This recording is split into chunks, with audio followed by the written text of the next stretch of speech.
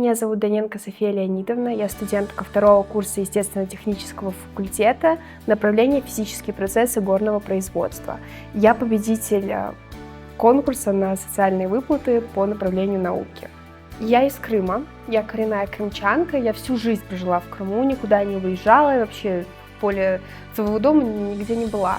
В науке я пишу в основном статьи про добычу полезного ископаемого. У меня есть две знаменитые такие статьи. Это фрактально-кластерный анализ урановых месторождений Кыргызстана при помощи роботов с базовым искусственным интеллектом. С этой работой я летала в Сириус в апреле, где со старшими ребятами, там были ребята в основном только старших курсов. И я одна такая: здравствуйте, я первый курс, примите меня. Наравне вполне я выступала на постерной сессии. Меня похвалили как одну из самых значимых работ на данный момент.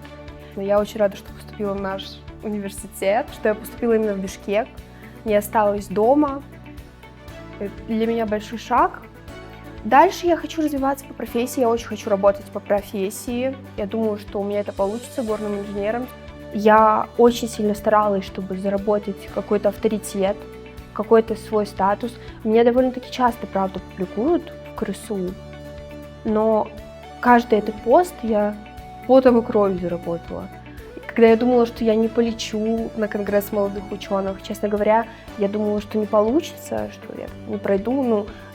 Более, по-моему, 6 тысяч участников, там, самых лучших из СНГ, из России, я думаю, кто я? Второй курс, наверное, не возьмут. О том, что ребята, которые вот сейчас получают, это действительно ребята, которые заслужили, которые что-то делают для того, чтобы получить эти деньги.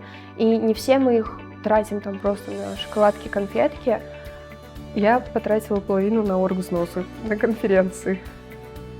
Потому что не все конференции это бюджетные и бесплатные. Вот.